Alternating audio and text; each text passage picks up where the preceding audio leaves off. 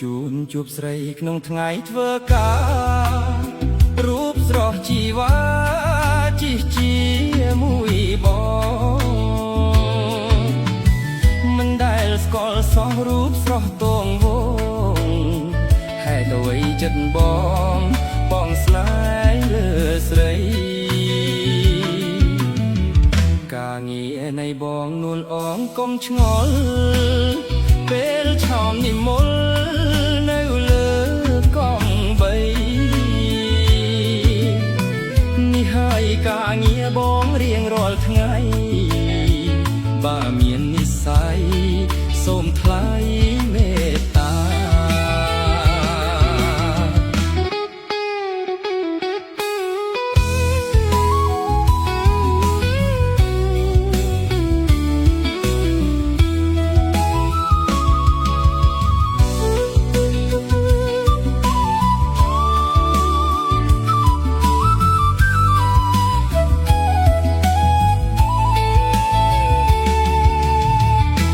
ដូនពេញអើយសូមជួយនាំភ្លើ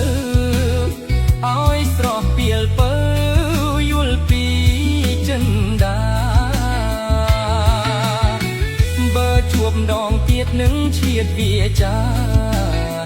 សូមអ្នកមេត្តាដល់កងបីផងអ្វីបើការងារជាអ្នករត់ឌុប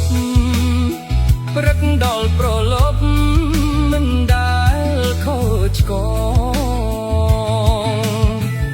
ងបីខ្វះស្នេហ៍ប្រាយជួបតងវងធ្វើមិនដេចចិត្តបងហាមខត់មិនបាន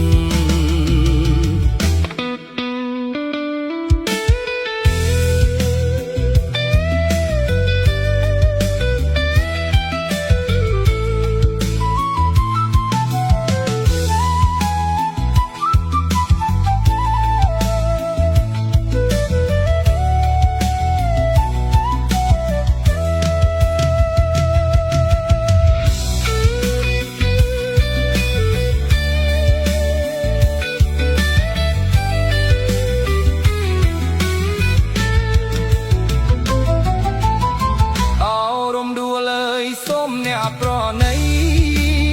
អរគុណដែលស្រីមិនប្រកាន់ប្រានរស់រីរាក់ទាក់បញ្ជាក់សន្តានថាស្រស់កល្យានមានពូជអំបូរ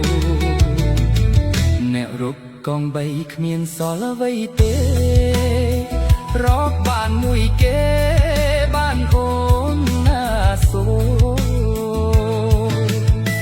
តែកងបីបងយកជីវិតដូរសុចរិតតស៊ូស្មោះត្រង់ជានិច្ច